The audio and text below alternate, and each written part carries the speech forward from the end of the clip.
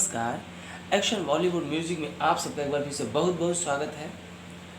आइए इस वीडियो में आज मैं आपको बहुत ही महत्वपूर्ण बात बताने जा रहा हूँ।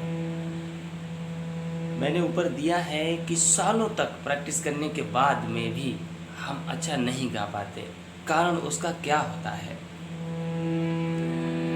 ठीक है, तो इसके बारे में मैं आपको आज पूरा डिटेल्स बताऊंगा कि हम सालों तक प्रैक्टिस करते रहे और फिर भी हम अच्छा नहीं गा पाते हैं, उसका कारण आखिर होता क्या है।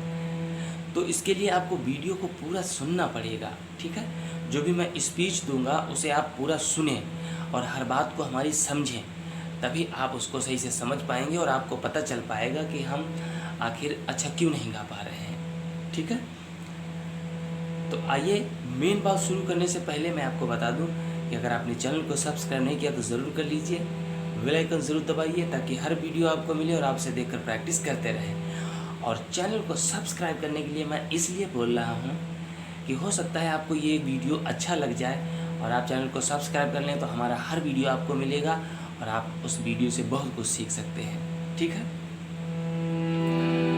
तो आइए बात करते हैं। सबसे पहले हमारा जो सबसे पहला कारण होता है वो होता है ये कि हम सालों तक प्रैक्टिस करते रहते हैं और हम अच्छा नहीं गा पाते हैं। तो उसमें मेन चीज़ जो होती है, सबसे पहले आती है बात कि आप प्रैक्टिस करते किस प्रकार हैं, कितना प्रैक्टिस करते हैं। मान लो आप 10 मिनट 20 मिनट रोज़ प्रैक्टिस करते हैं और आप कहते हैं कि हम सालों तक प्रैक्टिस करते रहे फिर भी हम अच्छा नहीं गा पाते। तो क्या होता है, 10 मिनट 20 मिनट की प्रैक्टिस से हम कुछ भी नहीं गा सकते। जब हमारा गला एक बार भी गर्म ही नहीं होगा तो गला बनेगा कैसे गाने के लिए। ठीक है, सबसे पहला कारण तो ये हो गया कि आप प्रैक्टिस करते कितना है। दूसरा कारण ये है कि आप जहाँ प्रैक्टिस करते हैं, जिस गुरु के पास आप प्रैक्टिस करते हैं, वो आपको किस तरह से प्रैक्टिस करवाता है। जब आप प्रैक्टिस करते हैं तो आपकी प्रैक्टिस पे वो ध्यान देता है या नहीं देता है। अच्छा, अब मैं आपको बताता हूँ कि हम कैसे पता करें कि गुरु हमारी प्रैक्टिस पे ध्यान देता है या नहीं। तो आप एक चीज़ को ज़रूर ध्यान रखें, जब भी आप गुरु के सामने प्रैक्टिस करते हैं तो आप ये ध्यान दें कि आप जब प्रैक्टिस करते हैं तो गुरु आपको बीच में टोकता है, रोकता है या नहीं रोकता है।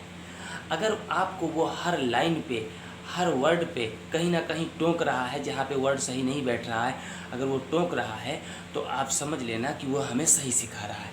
और अगर आपको किसी बंदिश को उसने दे दिया, सरगम गीत को दे दिया, अलंकार दे दिया और आप अंधाधुंध प्रैक्टिस करते चले जा रहे हैं और वो आपको ना तो आपको टोक रहा है ना आपसे बोल रहा है, वो अपने काम में बिजी है और आप सिर्फ प्रैक्टिस करते चले जा रहे हैं, तो आप ये समझ लीजिएगा कि वो गुरु आपके ऊपर कोई भी ध्यान नहीं दे रहा। आप किस तरह से प्रैक्टिस कर रहे हैं, कैसी प्रैक्टिस कर रहे हैं, हमारी आवाज़ सही तरह से जा रही है या हमारी आवाज़ ख़राब हो रही है, इससे कोई मतलब नहीं रह जाता। ठीक है, तो गुरु को पहचानने का ये मैंने आपको जो बेहतरीन टेक्निक बताया है, इसे आप ज़रूर याद रखें। तो आप कहीं भी सीखने जाएंगे तो आराम से पता चल जाएगा कि ये हमारे ऊपर ध्यान दे रहे हैं या नहीं दे रहे हैं। ठीक है, ये थी दूसरी बात। अब तीसरी बात आती है कि हम मान लो अगर कोई गुरु हमें सही तरह से प्रैक्टिस करवा भी रहा है तो वो प्रैक्टिस करवा क्या रहा है। अब उसमें चीज़ें आ जाती है, जैसे कहीं भी आप जाते हैं तो वो गुरु आपको सीधा जो है 2-3 अलंकार करने के बाद सीधा बंदिश दे देता है और बंदिश का प्रैक्टिस बोलता है आप कीजिए। आपने बंदिश को याद कर लिया, उसके बाद सरगम गीत को याद कर लिया और उसके बाद में जो है ताने उस आपको दे दी गई, आप तानों का प्रैक्टिस करने लगे, तानों को भी याद कर लिया। तो उसमें क्या होता है, ये बंदिशें, सरगम गीत, ताने, ये सब याद करने से कुछ नहीं होता, इनका प्रॉपर प्रैक्टिस होना बहुत ज़रूरी है। आज दूसरी चीज़ क्या है कि स्टूडेंट्स के भी अंदर धैर्य नहीं है। ये भी बात एक मैं आपको बताऊंगा कि अगर हम कहीं मान लो प्रैक्टिस करने जाते हैं, कोई गुरु हमें प्रैक्टिस के लिए बोलता है कि आप इसको प्रैक्टिस कीजिए, हमने उसको 2 दिन 1 दिन प्रैक्टिस किया, उसके बाद हम उसको खुद ही बोल देते हैं कि गुरुजी हमने इसका प्रैक्टिस कर लिया, अब आगे क्या करें। तो ये आपको बोलना उचित नहीं है, क्योंकि देखिए जैसे गुरु ने आपको एक अलंकार प्रैक्टिस के लिए दिया, ये बोलता है कि आप इसको प्रैक्टिस कीजिए, हमने उसको 2 दिन 1 दिन प्रैक्टिस किया, उसके बाद हम उसको खुद ही बोल देते हैं कि गुरुजी हमने इसका प्रैक्टिस कर लिया, अब आगे क्या करें। तो ये आपको बोलना उचित नहीं है, क्योंकि देखिए, जैसे गुरु ने आपको एक अलंकार प्रैक्टिस के लिए दिया और आपने उसको एक स्केल में प्रैक्टिस कर लिया, उसके बाद आप तुरंत ही फड़फड़ाने लगते हैं कि मुझे दूसरा टास्क दीजिए। अगर आपका गुरु नहीं देता है तो आपको ऐसा लगता है कि ये मुझे सही से सिखा नहीं रहा है और ये एक ही अलंकार में इतना वक्त लगा दिया तो आगे क्या होगा। लेकिन ऐसा नहीं होता है। आप ये मान के चलिए, मान लो एक अलंकार आपने प्रैक्टिस कर लिया और गुरु से आपने दूसरा अलंकार ले लिया, तो मिला तो आपको अलंकार ही, कुछ और तो नहीं मिल गया। तो जब हमें अलंकार का ही प्रैक्टिस करना है तो हम पहले ही अलंकार को ना इतना प्रैक्टिस करें, हर अलग अलग स्केल में प्रैक्टिस करें, अलग अलग राग में प्रैक्टिस करें। एक अलंकार को अगर हम सही तरह से प्रैक्टिस करें तो उस एक अलंकार के प्रैक्टिस में ही हमारा कम से कम 6 महीने चला जाएगा। और आपको ज़रूरी नहीं है कि आप 50 अलंकार करें, 500 अलंकार करें, 100 अलंकार करें, नहीं। अगर आपने 5 अलंकारों को भी सही से प्रैक्टिस कर लिया तो आपकी आवाज़ को बनने से कोई नहीं रोक सकता। लेकिन उसके लिए हमारे अंदर धैर्य होना चाहिए। जब हम धैर्य ही नहीं रखेंगे तो फिर हमारा क्या हो सकता है, हम कुछ भी नहीं कर पाएंगे। ठीक है, तो ये बहुत सारी जो बातें हमने आपको बताई हैं, अगर आप इन सब बातों को फॉलो नहीं करते हैं तो 1 साल क्या, आप 5 साल भी लगा देंगे तो भी आपकी आवाज़ अच्छी नहीं बन पाएगी और आप अच्छा हो सकता है गा भी ना पाएँ। क्योंकि जब हमारा प्रैक्टिस ही उस प्रकार का नहीं होगा तो हम कैसे अच्छा गा पाएंगे। हमें अपने अंदर धैर्य रखना है। हमें कोई भी अलंकार मिलता है, हमें उसको प्रैक्टिस करते रहना है। अगर आपको एक स्केल में प्रैक्टिस आ गया है तो आप दूसरे स्केल में प्रैक्टिस शुरू कर दीजिए उसी अलंकार की।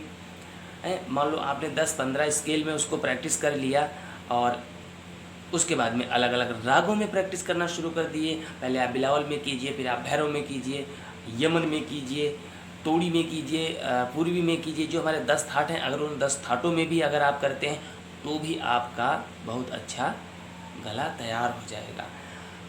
हाँ, ये ज़रूर चीज़ होती है कि कुछ टेक्निकल अलंकार ज़रूर होते हैं जो हमारा टीचर जब हमको सिखाता है और बैठ करके हमको प्रैक्टिस करवाता है तो उन अलंकारों से हमारे गले में ज़्यादा इम्प्रूवमेंट होता है। उनके लिए हमको प्रॉपर गुरु के पास सीखना है। और आजकल की सबसे बड़ी बीमारी जो है वो ये है कि हर बंदा, हर स्टूडेंट यूट्यूब से टास्क निकाल करके उसका प्रैक्टिस शुरू कर देता है, जिसके कारण क्या होता है, वो अपनी आवाज़ भी ख़राब कर लेता है और सीख तो कुछ पाता ही नहीं है।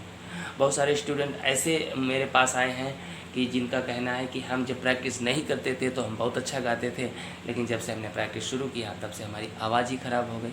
तो आवाज़ तो आपकी ख़राब हो ही जाएगी जब आपको कुछ मालूम तालूम तो है नहीं और आपने बिना गुरु के अपनी मर्ज़ी से, आपको ऐसा लगा कि हम सब कुछ अपनी मर्ज़ी से कर लेंगे और आपने प्रैक्टिस शुरू कर दिया, तो आवाज़ तो ख़राब हो ही जाएगी। क्योंकि आवाज़ एक बहुत ही प्यारी चीज़ होती है, उसे बहुत ही तरीके से यूज किया जाता है हारमोनियम या तानपुरा पे, तभी वो मधुर और प्यारी बनती है जिससे हम मीठा गा सकते हैं। आपने सारे गामा पाधा निसा चिल्लाना शुरू कर दिया हारमोनियम पे तो उससे आवाज़ बनेगी थोड़ी ना, उससे आवाज़ और ख़राब होगी, बिगड़ जाएगी। ठीक है, तो ये बहुत सारी चीज़ें जो हैं इनके कारण आप सालों तक जो है प्रैक्टिस करते रहते हैं और गा नहीं पाते हैं। तो आपको मैं एक चीज़ और बताऊंगा कि अगर आपके साथ ऐसा कुछ हुआ है तो आप टीचर को तुरंत चेंज करें और जैसा मैंने आपको टीचर बताया ऐसे टीचर की तलाश करें। अगर ऐसा कोई टीचर आपको मिल जाता है तो वहाँ जा कर के सीखें। और अगर आप मेरे पास सीखना चाहते हैं तो आप मेरी क्लास ज्वाइन करें। मैं ऑनलाइन सिखाता हूँ और मैं 2-3 तरीक़ों से ऑनलाइन सिखाता हूँ। एक तो हमारा होता है जिसमें हम वीडियो कॉल करके सिखाते हैं, एक होता है जिसमें हम वीडियो ट्यूटोरियल बना करके आपको भेजते हैं, आप उसका प्रैक्टिस करके फिर उसकी रिकॉर्डिंग हमें भेजते हैं। हम आपकी रिकॉर्डिंग को बराबर हर दूसरे दिन पे सुनते हैं और सुनने के बाद आपको टास्क पे टास्क जो है आपको जाता रहता है और आप उसका प्रैक्टिस कर करके हमें वापस भेजते रहते हैं। तो ये 2 तरह से हमारी जो है क्लासेस होती हैं। आप चाहें तो हमारे पास भी ज्वाइन कर सकते हैं और आप सीख सकते हैं। हाँ, मैं ये भरोसा आपको ज़रूर दिलाता हूँ कि अगर आप 1 साल अगर हमारे पास आप सीखेंगे, 1 साल के आप 6 महीने सीखेंगे, 6 महीने में ही आपको आपके अंदर अंतर नज़र आने लगेगा। और अंतर अगर नज़र नहीं आता है तो आप छोड़ दीजिएगा, नो प्रॉब्लम। ठीक है, तो इस तरह से ये सब कुछ मैनेज हो सकता है।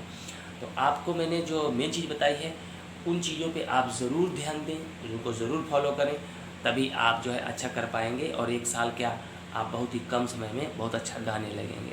ठीक है, तो मिलते हैं अगले किसी